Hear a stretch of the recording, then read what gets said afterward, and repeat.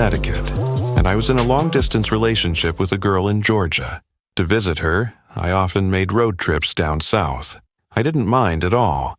I actually love road trips. I've even driven across the United States and back entirely on my own. There's something incredibly liberating about traveling solo on the highways, just you and the open road. To save money, I would sleep in my car. It's not so bad, it's basically camping in a metal tent. Makes you feel like you're really roughing it. I just recline the seat back, keep the key in the ignition just in case, and fall asleep. No, I don't put anything up to block the windows for privacy. Maybe I should have. The trip down south is a comfortable 2-day drive, with my usual stop near the Virginia-North Carolina border. On my last trip, I was so tired I pulled into the first rest stop I saw instead of my usual Love's Travel stop. It was oddly quiet, with just a couple of lone cars under amber streetlights. Likely fellow travelers with the same idea.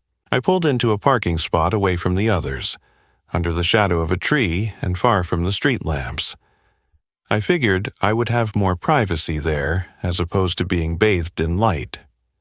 So I did my usual thing, locked my doors, opened the window, just a hair for ventilation, kept my key in, reclined the seat and went to sleep. I was never interrupted on any of these car camping nights, so I never suspected anything on this one. Moments later, a sharp tap woke me up, and I thought I heard it in my dream. Confused, I opened my eyes, facing the ceiling. Another tap followed, like something small hitting a hard surface. Was it raining? Water on the windshield? Maybe a branch fell, or a bird dropped something. What if a squirrel was climbing around my car? Or worse, what if it wasn't an animal? The thought occurred to me that it might very well be a person poking around outside. What did they want? Were my doors locked? Yes, and the keys were in the ignition. I can leave in an instant. Still, I stayed completely still, pretending to be asleep, hoping they'd leave. It was better not to know. I was too scared to find out.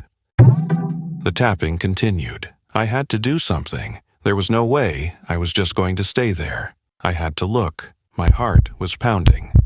In that moment, it was deafeningly loud. Whoever was out there could probably hear it. I decided I was going to look. I was going to raise my head up and see what was making the noise, so that's what I did. What met my eyes sent a jolt through my entire body. Every muscle fiber locked up in pure shock at what I saw. The faint glow of the street lamps cast just enough light for me to make out what I was looking at. There, in the windshield, staring directly at me, was a face. Someone, I presumed to be a woman, was lying on my hood, her face pressed right up against my windshield.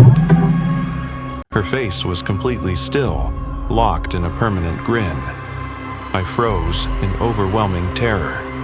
The eyes I stared into appeared to have rolled back, showing only the whites.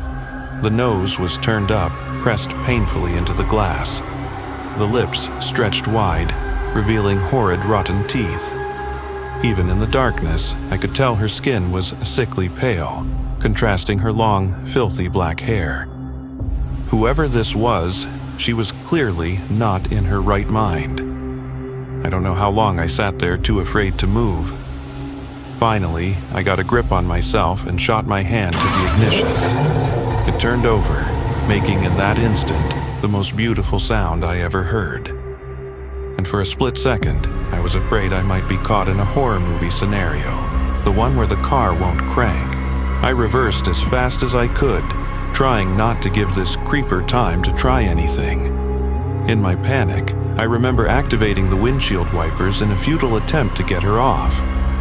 I thought, was I about to drive out of here with some wacko holding onto my hood? Thankfully, I didn't have to worry about that, because as soon as I stopped, the woman leapt off, landing on all fours. Seeing my opportunity, I shifted into drive and gunned it, right as I saw her reaching for the driver's side door.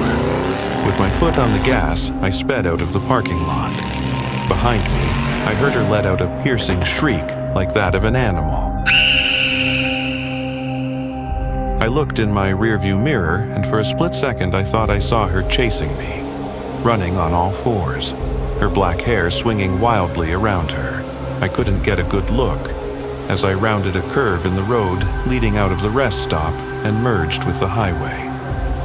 There, I picked up speed and drove through the night. I did not dare stop again until I saw the morning light. Never again will drive alone. Like and subscribe for more.